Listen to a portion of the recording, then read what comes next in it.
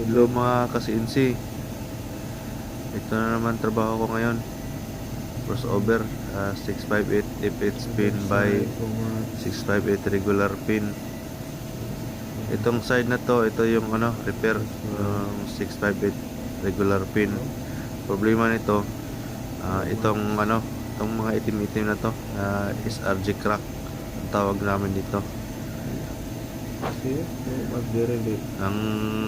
Ang magawa dito, i-resist namin tong thread, tapos gawin namin tong maximum at saka maximum yung width niya, at saka gawing minimum yung SRG diameter, kasi hindi ito pwedeng i-recut kasi 14.5 na lang yung shoulder to shoulder niya, kaya kailangan chisel pace lang, kasi ang minimum kasi nito 12 inch lang, hindi na pwede.